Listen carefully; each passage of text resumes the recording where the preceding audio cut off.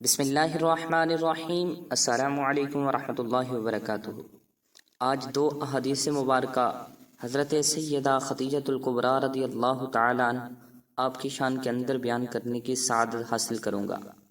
حضرت ابو ہریرہ رضی اللہ تعالی عنہ بیان کرتے ہیں، حضور نبی اکرم صلی اللہ تعالی علیہ وسلم کی بارگاہ میں حضرت جبریل علیہ السلام آ کر عرض گزار ہوئے، یا رسول اللہ صلی اللہ تعالی علیہ وسلم، یہ حضرت خدیجہ رضی اللہ تعالی عنہ ہیں جو ایک برتن لے کر آ رہی ہیں جس میں سالن اور کھانے پینے کی چیزیں ہیں۔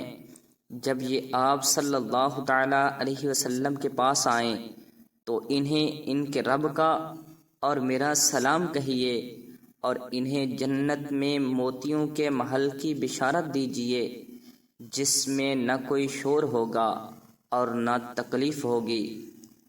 حضرت عائشہ صدیقہ رضی اللہ تعالی عنہا فرماتی ہیں، میں حضور نبی اکرم صلی اللہ تعالی علیہ وسلم کی ازواج مطہرات میں سے کسی پر اتنا رشک نہیں کرتی جتنا حضرت خدیجۃ الکبریٰ رضی اللہ تعالی عنہ پر کرتی ہوں۔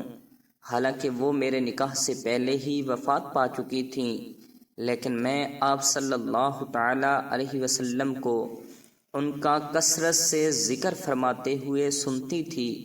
اللہ تعالی نے آپ صلی اللہ تعالی علیہ وسلم کو حکم فرمایا کہ خدیجہ کو موتیوں کے محل کی بشارت دیجیے۔